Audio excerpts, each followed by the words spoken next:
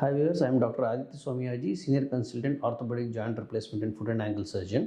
ఈరోజు మనం knee replacement మోకేళ్ళ మార్పిడి అనే ఆపరేషన్ గురించి మాట్లాడుకుందాం. మోకేళ్ళ మార్పిడి ఆపరేషన్ చాలా సంవత్సరాల నుంచి ఉంది, చాలా అడ్వాన్స్ అయింది. ఇన్ని సంవత్సరాల్లో చాలా అడ్వాన్స్ అయింది. ఇప్పుడున్న మోకాళ్ళ మార్పిడి ఆపరేషన్కి చాలా హై సక్సెస్ రేట్ ఉంది. సో మోకేళ్ళ మార్పిడి ఆపరేషన్ చేయించుకుంటే నాకు ఏదో అవుతుంది, లేకపోతే నేను ఎప్పటికీ నడవలేను అనే అపోహలొద్దు.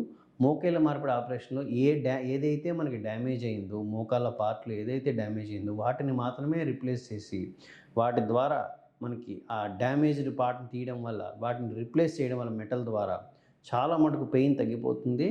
ఇప్పుడున్న advanced surgical options like robotic surgery, robotic knee replacement ద్వారా చేస్తూ ఉంటే మాత్రం మనకి ఇంకా మంచి రిజల్ట్స్ పొందే అవకాశం ఉంది.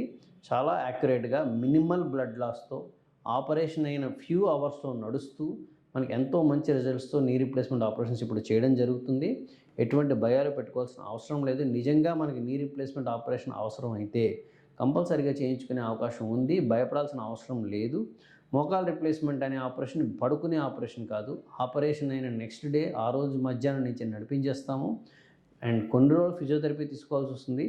చాలా మటుకు చాలామంది వారి పనులకి వారు ఒక 10 సంవత్సరాల క్రితం ఎటువంటి పనులు చేయగలుగుతున్నారో అటువంటి పనులకి సుమారుగా యూజువల్లీ 3 నుంచి 6 నెలల మధ్య వారి పనులు వాళ్ళు చేయగలుగుతారు.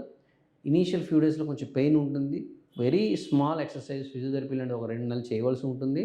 తర్వాత కొంచెం ఎక్సర్సైజ్ చేయవలసి ఉంది. వాళ్ళు బండి తొక్కగలుగుతారు, మెట్లు ఎక్కగలుగుతారు, కూర్చోగలుగుతారు, అన్ని పనులు చేయగలుగుతారు. సో నీ రీప్లేస్మెంట్ గురించి ఎటువంటి అపోహలు పెట్టుకోవాల్సిన అవసరం లేదు. ఈ వీడియో కనుక మీకు నచ్చినట్లయితే లైక్ చేసి, షేర్ చేసి, కామెంట్ చేయండి.